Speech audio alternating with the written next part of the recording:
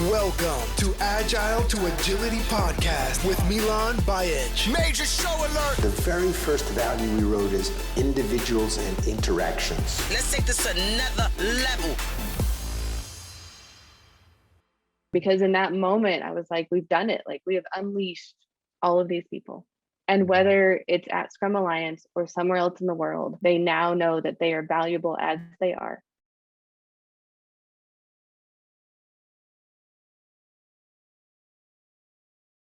Who is Melissa Boggs? Oh my, who is Melissa Boggs? You prepared me for this question and I did not prepare an answer right off the bat.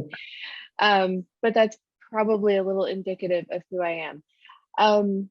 So I'll give you the business version and then I'll give you the human version, I guess. So currently I am a leader in the Agile space. I am the Vice President of Business Agility at Sauce Labs. And I am also what I'm now starting to call an employee engagement coach. And it's related to being an Agile coach, but I've started to realize that my superpower is really in helping leaders and employees increase their engagement and helping them to see each other, because sometimes there's societal, cultural, sometimes generational gaps that exist. And so in helping them to identify those and sort of work through them, then they're able to connect more fully, and therefore everyone's engagement increases.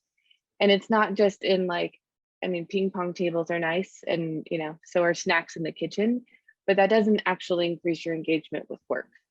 And so does alcohol, having a full bar? Sometimes it increases your engagement with something. But yeah, so, you know, I've really sort of honed in on that lately, because especially coming out of, well, we're still in the pandemic, but as we're nearing that, what we hope is the end of the pandemic, I think a lot of leaders are grappling with, like, how do I lead now? You know, people want to stay remote, et cetera, et cetera. So there's a lot more there we can unpack later, but I just begun to realize, like, I have a lot of passion for that. So that's sort of part of me. And I think in part because I've been on both sides of that equation, right? Personally, I am a mom to two. I have a teenager and an also almost teenager, a wife, a roller skater. I roller skated a ton as a kid. And then in January, well, for Christmas, my family bought me a lovely, really nice pair of roller skates. And so in January, I picked that up again. And believe it or not, it is like riding a bike. And when you haven't done it for 20 years, you can still do it. So that's been fun to like have a new exercise hobby type of thing. And so I'm sure there's more, but that's the tip of the iceberg. I was listening to your discussion with Aaron Sanders about roller skating and what you were saying. I found the analogy or the what you used to describe what you're relearning and differences in skating a rink versus going down the hill.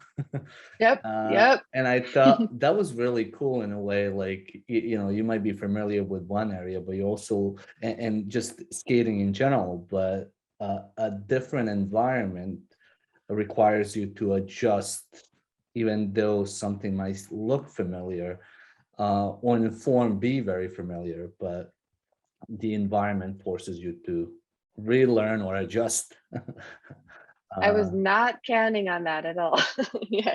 So, yeah, it's funny because you can and allow me to apply it to Agile for 10 seconds, but like you can know the practices and you can apply them in one place, but you have to know the underlying principles, because if that environment is 20% different, like a sidewalk versus a rink, then you have to like know underneath, like things like balance and things like kind of scanning your environment in roller skating. So yeah, there was definitely a metaphor that I think sort of just came up when I was talking with Aaron, but now I'm living it. So Yeah, so that's fun, and I think it's interesting how, you know, we try to divide, and even you've said it, like, you know, this is who I am professionally, this is who I am, you know, personally, but it's hard to divide those two. Like, you know, Melissa is one person, you know, and it's a lot of times hard. When is Melissa best, or when are you at your best? Like, when do you think you're operating at your optimal? So I have to say, as soon as those words came out my mouth, as soon as I like divided the two, I was like, oh, he's gonna ask me at that, because I would have asked myself about that, right? Mhm. Um, you know, I have some very strongly defined values for myself. Like I went through this actually when I was applying for my CEC years ago, Mhm. is when I really like did the soul searching. And so I know very clearly that my values are courage, empathy, and creativity. And so at the lack of, or at the risk of sounding cheesy, I think whether it's with my kids or my husband or work, when I am applying those values actively, Mhm. um, in combo, you know, it's one thing to be courageous, but if you don't also have empathy, you know, for your situation, or if I personally am not getting to be creative, Mhm. then I'm not at my best. And so I would say, you know, any situation where I have the ability to apply all three of them at the same time, I am, it feels like there's no ceiling, right? Mhm. So courage, empathy, and creativity. Nice. I Yep. like those. So let's maybe unpack a little bit, um, uh, courage, and maybe let's tie it to, maybe we can kind of segue into the Wild Hearts at Work and the new podcast that you're launching, because I think that has a lot to do with you know, courage. You talk about being a rebel, wild at heart. So maybe could you give us a little intro as far as how the idea for the podcast came about, and uh, maybe just how do you see uh, uh, uh, how it relates to the current environment? Because I listened to your intro and I thought it was really nice the way that you described it. It might be helpful to share that. And I definitely encourage you to follow Melissa on podcast. I believe you said the way that you said it, or the way that I understood it, it's going to be on major podcast platforms, but you're also going to have a video, kind of unedited version on YouTube. So tell us a Yeah. little bit more about Wild Hearts at Work. Well, thank you for, first of all, watching the trailer, and second, for giving me a chance to talk about it, because it's definitely a passion project. Um, so yeah, it's definitely all about courage. So the podcast itself kind of came from this idea that through these stories that I've kind of collected over the years of coaching, um, there are people out there doing crazy things. And I mean that in the most Mhm. wonderful way, but we don't necessarily know about it, right? And so if you are someone who is like, you feel sort of stuck in the corporate world and you have all these creative ideas, but you feel like you're the only one, then I think you're less Mhm. likely to take the risk and try something in your company. Um, the other thing is, being a coach, one of the phrases that I heard all the time, and it drives me absolutely crazy, and I guarantee all of the agile coaches listening to this have heard it. That's nice, but in the real world, right? And Yeah. so what I want to do is give people something to point at, something to say like, yes, in the real world, so and so at this company that I heard on Wild Hearts at Work did this. They did Mhm. exactly what I'm talking about, or something really close. And it kind of gives people, I don't know, equips them with some resources to say Oh like, yeah. it's not just me. You know, there are other people doing this and they've done it successfully. So I want to give it a try. So you know, those are two of the big reasons. And then third, I realized even Friday after I published the trailer that some of this is selfish, right? Like Yeah. I don't want to feel alone. I don't want to Mhm. feel like, you know, I'm the only one who kind of looks at, you know, some of our work structures and workplaces that were built back in the 70s and 80s. And I look at that and go like, it is a whole new world now, right? Why are Mhm. we still behaving the way that we used to when there's so much more that we have to offer as a society? And so, yeah, I think selfishly part of it is just, you know, as people started sending me over the weekend like guest suggestions, and I started seeing new stories I hadn't heard of, I was like, some of this is just me wanting to connect with those people and also feel like I'm in it. You know, there's a revolution, if you will. Or So, maybe like, and as you're saying that, like it remind me of like it's almost, and the way that I look at it, it's a paradigm shift, right? So like what we're talking about is, and this like it doesn't happen in the real world. It's mostly like when we're stuck in the current paradigm and we're kind of only seeing from that lens of the current paradigm. And there's a lot of things that people are pushing, and that new paradigm. I think if you talk to anybody, or most people will agree that there is a shift, and I think COVID has also forced that shift. So I think at any point, new paradigm is weird, is maybe to tie it back, it is wild, because it's something that not everybody's comfortable with.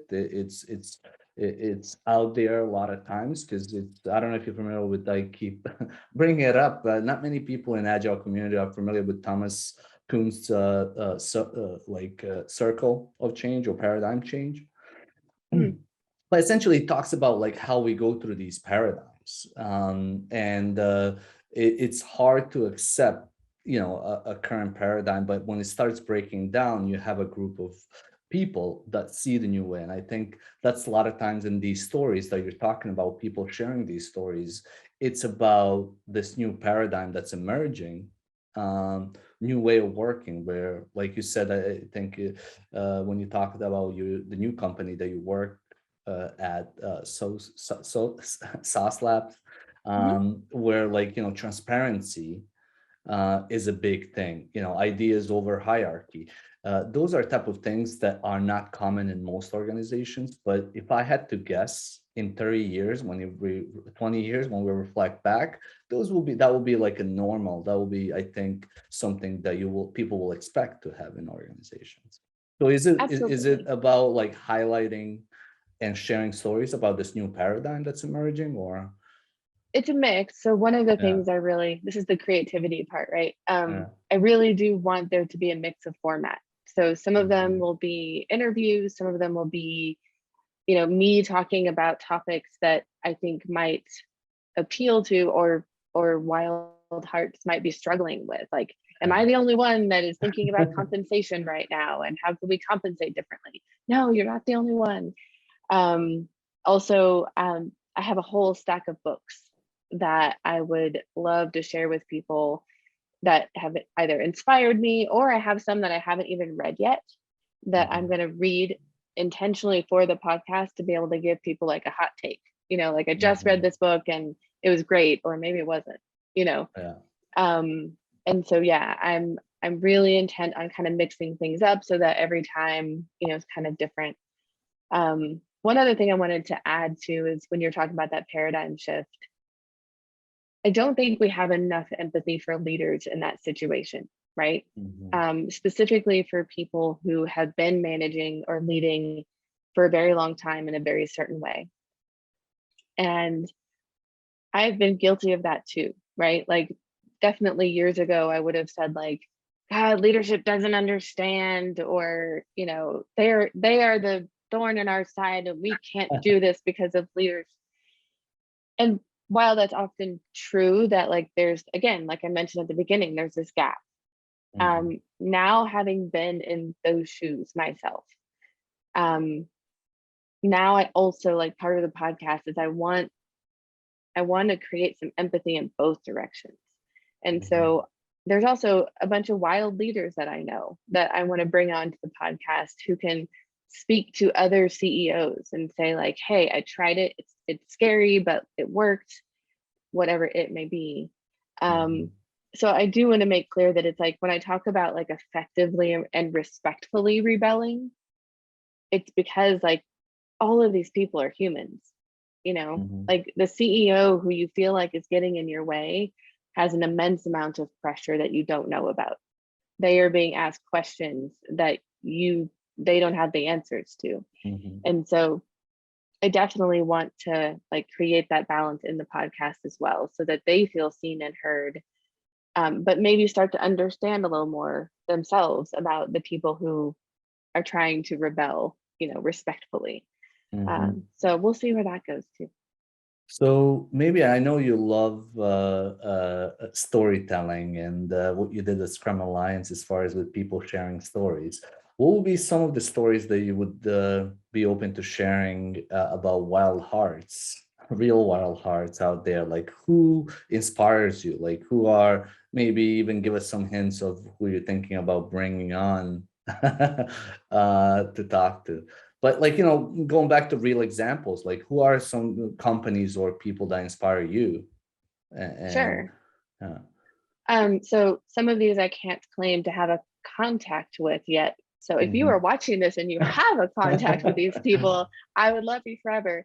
But I've always been inspired by Zappos, who is the largest company to have adopted Holacracy.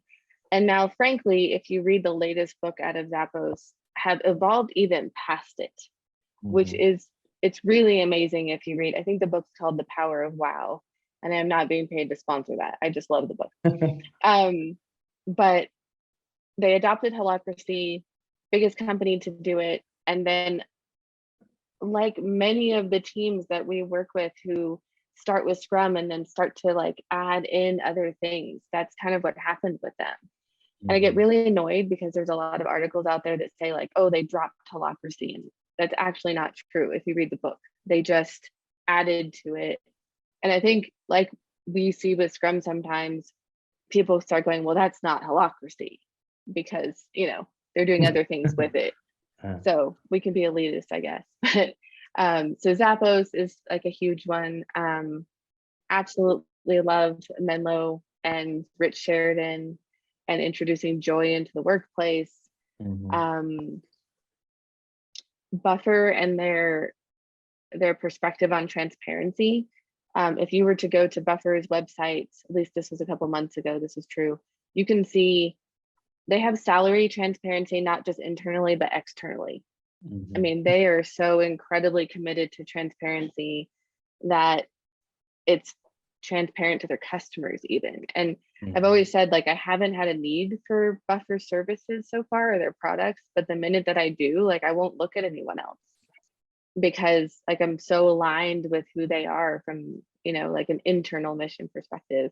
And these are radical things. I mean, sharing your salaries with the entire world on the internet, like, I don't think it gets wilder than that. Exactly, yeah. So those are some of like the big company names.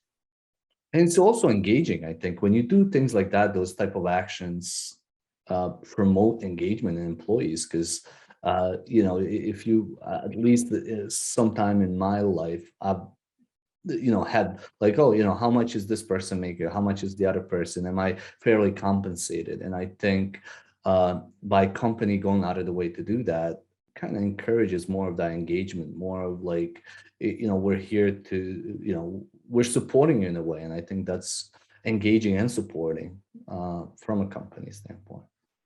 Absolutely. And then, I don't want it to just focus on the big names either. And that's part of what the podcast is about. I know that there are a bunch of just individual people in companies that are like, let's try to do this differently. Let's try to just lead this team differently. And let's try to, there's a lot of HR people who are doing, kind of rebellious practices, if you will, where it's like, it's still the right thing for the company, but we're also going to take the employees into consideration when we do this. And so those are the stories I also want to elevate, in addition to the big names that we already know. I don't know if you heard from Fidelity, and that they give their employees like 1 day a week, or most of the Fidelity, they still leave it to each of the, I'm assuming, product lines. But every week, Tuesdays are for self-development. And for somebody as Fidelity to do that, I thought that's amazing. Like, you don't have to report. So if you want to go screw around and not do anything on Tuesdays, it's your loss because they're giving you a day to focus on developing yourself and sharing and collaborating with, others, not necessarily, their company. And I thought like for like that's a commitment from a company, and encourage to trust the employees to develop themselves, because we're all in busy environment. It's tough to find time to dedicate to learning, and creating that space for people is is nice. Yeah, and I hadn't heard about that, and I love it, and I'd love to learn more. I love that, like first the trust that demonstrates by the company into their employees, all of their employees, and then secondly, I think we'll all be amazed to hear what comes out of that, and those are the types of things I don't think we hear enough of. It's like, oh, I think Google kind of did that too, and we did hear some of the stories. They did a good job of saying like, yeah, we did this. Was it 20% time is what they called it? And, there are some cool products from Google that came from that time. And so, yeah, I'm excited to hear how that will, bring Evolve, yeah. new things. Yeah. Cool. Maybe to shift gears a little bit, I want to talk to you about self-awareness. When you talk about bridging that gap between leaders and employees, or people that are, typically doing the work, self-awareness is needed at both ends. So, what is self-awareness in your own words? Oh, goodness. So to me, self-awareness is a constant practice, right? It's this constant, it's almost self-explanatory, right? Like it's this constant, like, how did I show up in that situation? How am I showing up to this other person right now? It's maybe a blend of empathy for whoever you're engaged with in that moment, or however you're communicating that moment, and yourself. Because I also think through therapy, I have learned that self-awareness can also border on, sort of, I don't know, self-berating sometimes. And so you have to be really aware of that line that you're walking, and also have empathy for yourself. But yeah, I mean, it's a constant, what is it that I need to be working on right now? How am I showing up? Being aware that like there's many things. So sometimes you have to be willing to go, okay, I'm just going to focus on this one thing for myself right now, knowing I have other things to work on. But yeah, more context. Yeah. For your question, like in what situations self-awareness, like lead me, Miljan. Yeah. So, what it's interesting, right? So the way that I look at it, and it aligned with empathy and what you were saying, but like, I think it's almost like the way that I look at it is willing to suspend your own beliefs, willing to question, like, what do I believe in? What do I stand for? What do other people stand for? And it's almost like taking yourself out of that situation and trying to empathize, trying to look at things, maybe in a bigger perspective, and saying like, how well am I aware of things? Like, what is my sense making around, like, what's going through Melissa's head? What are the values that Melissa has, and how do they align with my values and beliefs? What are the experiences that Melissa went through that shaped her values? And, so how does that come across to me, and how aware am I from her perspective versus like how it's impacting my values? Right. I think, it goes to how am I willing, and how well am I managing my emotional states? Because a lot of times in self-awareness, I tell people I used to play soccer all the way to college, and I would swear in civil creation, like at referees, and like that didn't feel good. Like, I had to swear in English so they understand me. But I was, I was like, as a teenager, I really wasn't self-aware. And I think maybe it's just like being shocked, shocked coming to a new country where you don't know the language, you don't know the culture. So I think it was one way for me maybe to express even. But definitely when I reflect back, my self-awareness, I was reactive. So I think, when you have more awareness, you're more creative, coming back to one of your, rather than reactive. And I don't know if you see it that way. Yeah, and actually I love how you said that, because I think self-awareness is more proactive, Mhm. and it is things like getting really clear with yourself, about what is important to you, and being aware, as you said, like how it shows up, but also what you're willing to accept and what boundaries that you're going to put around yourself in order to be true to those values. You know, Mhm. Brene Brown, who I worship, and yeah, that would be an amazing guest to have on my podcast. She has a really cool YouTube video. She was actually on Russell Brand's podcast, right? Mhm. And the question that he posed to her was, well, it's her question, and then he posed it back to her. Do you believe that people are doing the best that they can? Right. And I'll tie it back to Mhm. self-awareness in a second. And so they had this really funny, interesting, with some swear words, conversation about whether or not you believe people are doing the best they can based on their circumstances, their knowledge, their own self-awareness, et cetera, et cetera. And I recommend everyone go watch the video, because I'll never represent it as well as she did. But basically, she said, like, you kind of have to believe that, because you can't control the other person anyway. So if you believe they're doing the best that they can, then what do you need in your boundaries and your self-awareness to have a healthy relationship with them? Because you can wish all day that they're going to show up the way you want them to, but the only thing that you can control is your own awareness of yourself and your own actions and your own boundaries. And so I think that's sort of what you were getting at, is that self-awareness is proactive, and it's Mhm. like, what's important to me? How am I showing up? How am I checking that? Like, how am I, am I kind of having like a mini retro in my own head after, a conflict, or after something good, like Yeah. after this podcast, am I going to sit back and go, how did I show up for Milan? Did I help him achieve the goals he had in the podcast? And so, I have no goals yeah.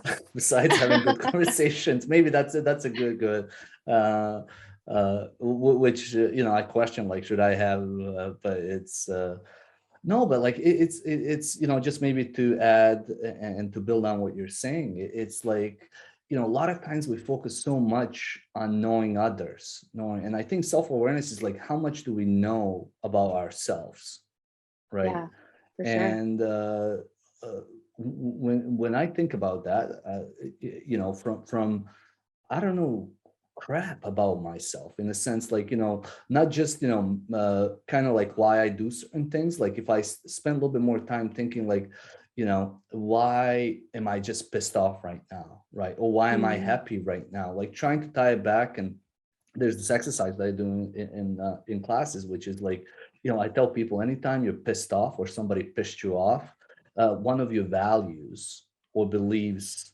was either shed it Violated. over, violated, whatever you want to call it, right? And when you're happy, it's usually, and like, I started thinking more and more about that. Even, I joke around when I piss my wife off, instead of trying to think about, like, why is she mad, I'm thinking, like, what did I do? Like, I know she loves me. What did I do to piss her off that much Right. that, she's angry? And that helped me at least understand myself a little bit better and understand her. And that made me think about, like, I focus so much on understanding the kind of the processes, the hard stuff, other people, even, psychology. Yet, when I put a mirror to myself, the guy that you're looking, or the person that you're looking in the mirror is not as clear as you think you'll be to yourself. So I don't Oh, for know, sure. that's my thought on that. So one thing I'll add, when you're talking about teenagers, it kind of occurred to me, I referenced earlier the generational gaps that exist. And Mhm. so my daughter's 15, she's Generation Z, is what they're calling them.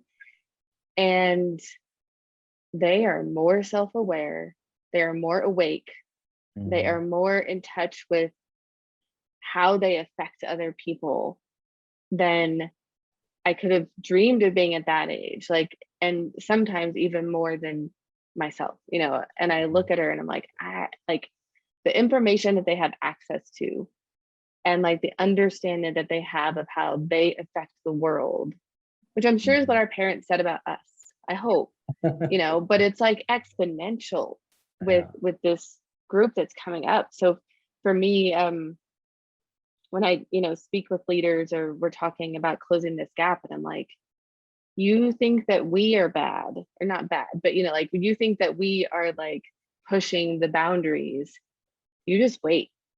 Like you just wait, because our kids who were raised by us, like they're going to push it even more. And I'm so proud of that. I'm so happy for that, because I think that means like there's a better world coming.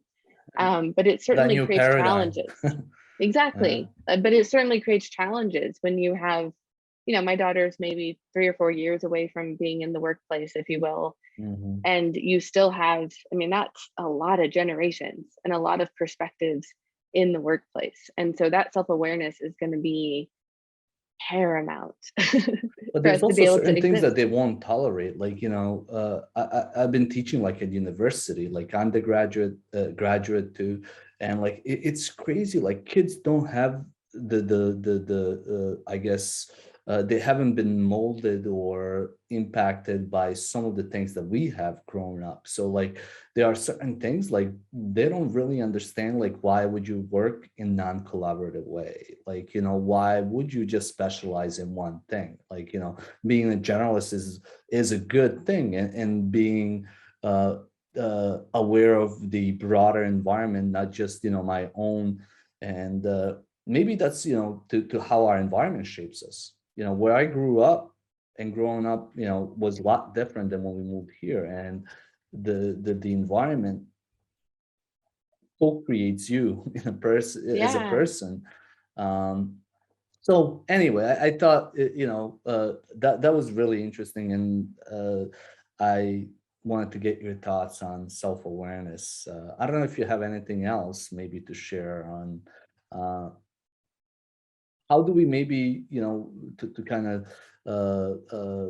stay on that topic, but you know, how do we support others in their leadership journey? In what ways can we support, you know, both uh, people like you know, on the ground in the trenches, as well leaders? So I'm assuming helping them with their self-awareness is one of the things, but what else can we do to help them on their journey? sure. I think the self-awareness part is huge. But also, no matter who you are, empathy for others is huge. And that, you know, we say that like it's really easy, like, oh, just, you know, understand where they're coming from. But often, like, if you don't have a lived experience that crosses that chasm, you can't just like immediately have empathy. And so, like, that's actually where storytelling really comes in, where podcasts like yours and mine come in. You know, we help them by creating a place for those stories to be told, so that whoever you are, whatever, you know, place you are in a hierarchy, you have an opportunity to learn from other people. Most people, one way or another, are, I do believe, people are doing the best that they can. And again, it has to do with the knowledge they have, the co-creation of their environment, you know, and the circumstances that they're in. So I'll tell you, like, I know we're probably going to talk about Scrum Alliance a little bit. When I was in my role as Chief Scrum Master and co-CEO, there were times when my team was saying, like, well, why can't we do this? Or why don't you understand this? Or, you know, and sometimes I'm a huge believer in transparency, but sometimes there were things that I would just was not allowed to share, whether it was legally or from an HR perspective or whatever it was. And that was such a difficult place to be in, because we now have this sort of gap between us. And I would do the best I could to, you know, kind of close it. But sometimes, like, literally, my hands were tied and I couldn't share the whole story at that moment. I'm sure that And impacts so, the trust too, right? Like, you know, we stand for transparency, we talk about all this stuff, but then things like you said, legally or whatever, like you can't say it. I can't see how that would help with trust. Only deteriorate trust if you have with your team, and because they yeah, would expect you to do that. right? Yeah, to a certain extent. I mean, I think if you have developed a good foundation of trust with your team and you just tell them, I'm sorry, like I totally understand why this is frustrating. This is just something I can't share right now. I will share what I can when I can. Mhm. But in both cases, in that situation, you feel like you're on separate sides of something, even though you want to be on the same team. Yeah. And so this is where people like us can, ask the questions to help them understand each other and say like, you know, okay, so you're in a specific place being asked questions or being told that you can't say something, but you need information too in order to feel secure, Mhm. and so it's self-awareness combined with empathy, and we can help people on their leadership journey by helping them to understand that, like simply that, which is, Mhm. everyone in any given situation has needs that need to be met, questions they're probably being asked one way or another, and they're all doing the best that they can. And so how do we help them close those gaps in whatever situation that might be? That was a very general answer to your question, but No, hopefully it helps. but maybe to build on that, I'm sure like coaching, to support people on their journey, right? Like, self-awareness is one thing. You can help them as a coach, right? A lot of times when we come in, it's just creating that space for people to figure things on their own, or just to have somebody to talk to, and in a sense, like, let their frustrations out, or just talk to things. And I think that's in a way that is coaches and people that are supporting both at the team level, and somebody that might be at the senior level, or having more, I guess, decision rights. um, those are things that we can do. What else? I mean, what do you typically do when, or what have you done? Maybe we can even, switch over a little bit to Scrum Alliance. What have you done, and what have you seen in those situations as a leader? Like, so it goes both ways. And being in both roles, I'm sure there were times that were frustrating, and like I think I heard you say a couple of times that it was the most challenging time, but also the most exciting time, or I don't know exact word that you use, but you use those two polarities in a sense. It was tough, but it was also fun, and you learned a lot. Absolutely. I think the word I usually use is rewarding. Rewarding, yeah. It was the most rewarding and the most challenging. Um, if I can remember, there's a quote from, I think it's Wuthering Heights, like the best of times, the worst of times. Mhm. I wouldn't say the worst, but yeah, what my goal at Scrum Alliance was to unleash people in Mhm. service to the mission. And so in my particular role of the two, my focus was really on helping the organization internally to pursue the mission in alignment with our values, in alignment with the mission.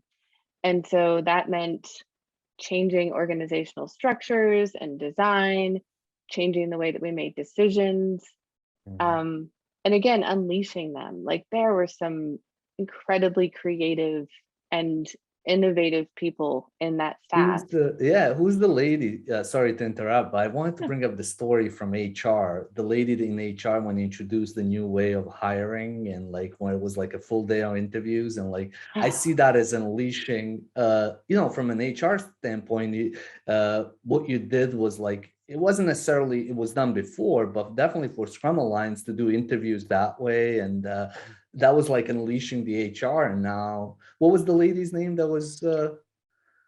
Alex Alex, yeah. Arbuckle. Yeah. And yeah, I mean, hiring events, I also have to shout out to Stacy too. Hiring events actually started a little bit before Alex, but when she arrived, she just like wrapped her arms around it and helped me make it even more awesome. But Stacy Summers also, I love Stacy so much, and she knows I tell this story all the time. But the very first time I came to Stacy and said, I want to bring all of the candidates at the same time to the office, and I want to play games with them. And Mhm. like she was a little shocked And I think she would say a little terrified. And I was like, I promise it's going to be okay. It's an experiment. We're going to try it once, maybe twice, see how it goes. And it was a smashing success, frankly. Like some of the best people we hired came from those hiring events because we designed them to find people who could be unleashed in alignment with our values and with the mission. And so, I mean, they were fun, they were hard. I mean, it was a complex event to put on, but not only did we find great people, but we created community even with the people that we did not hire. And that was one of my goals. It was like, even the people who didn't join our staff, some of them still follow me on LinkedIn and, you know, comment on things I'm doing now. And so that part was just incredibly rewarding. And I think, you know, if you look at Alex and Stacy too, like, you know, we all move, you know, nobody stays for long anywhere, right, anymore. So like, those are the things I think that you brought to them that I'm sure they're gonna, you know, and supporting them in their journey, leadership journey. So they're gonna go to another company and they're gonna say, hey, you know, let's try this. And I think, you know, that's what's powerful of what we do, that, you know, you can cross-pollinate these ideas, people can figure out what's working for them, introduce them in other places. And what a, you know, in my opinion, great way to support others, and, you know, showing them what you've done, but also let them create their own journeys along the way. Maybe as we're kind of closing here, like, what's the favorite story that you like to share from Scrum Alliance experience? Oh Besides my that goodness. one. Oh my goodness. Hmm.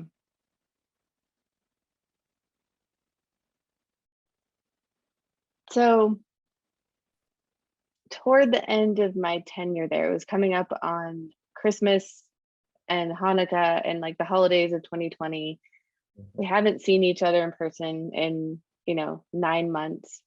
And we put on like a virtual Christmas party, which, you know, is like, okay, another Zoom, right?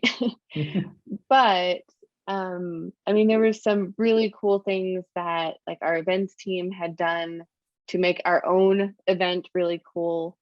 They had put together like some swag packages for the employees, and we opened them all together.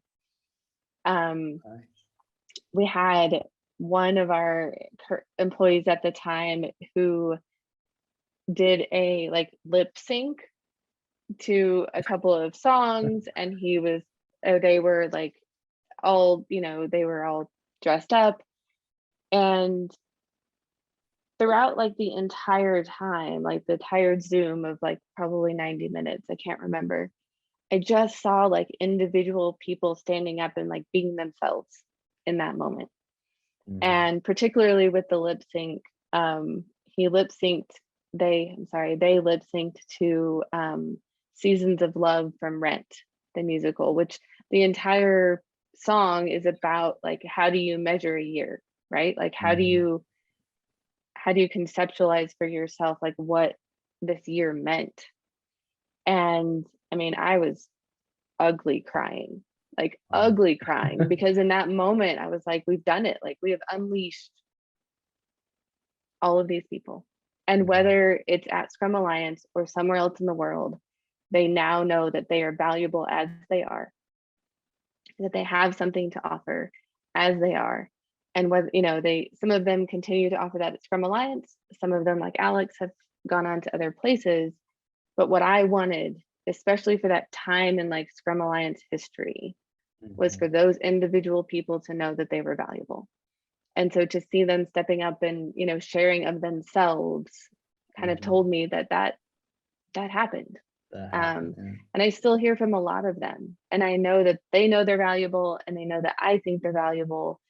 And yeah, that is awesome. Yeah, it's probably liberating for them too. And as I said, like, it's about that, you know, journey. And I think that's part of their journey that they'll remember, and that they'll want to share and create environments wherever they are with others. So maybe as a last thing here, for those wild hearts at work and for others, What is one thing maybe that you want to share with them or invite them to do, or anything that you want to finish So this with? Because I know yeah. you have a meeting.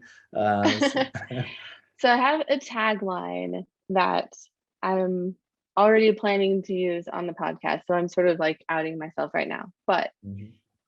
it's loaded. So I won't always get to explain it on the podcast. So I'm going to share it with you and then explain it. So as cheesy as it sounds, I will end every podcast saying, until next time, dear hearts, stay wild. And this might make me cry when I explain it, but it is really easy to get disillusioned. This is hard work, and it is hard to push against, you know, decades of this is the way it's always been, Mhm. and so what I want to encourage people to do here with you on my own podcast, anytime I talk with people who Mhm. are, creative and radical and innovative and are pushing against the status quo, is to continue to do that, to stay Mhm. wild, to find other people like you and connect with them so that you can kind of fill each other's cups up so that you can Mhm. stay in the work, because it's not going to happen overnight. Like COVID did help. Well, I hate to put it that way, but There are you know, our positive sides, yeah. yeah, our experience during a pandemic accelerated this revolution, Mhm. but there's still a lot of work to be done, because even when people begin to recognize that we need to change, it doesn't mean they necessarily know how. Mhm. And so we have to stay wild in order to get to the other side, to the new paradigm.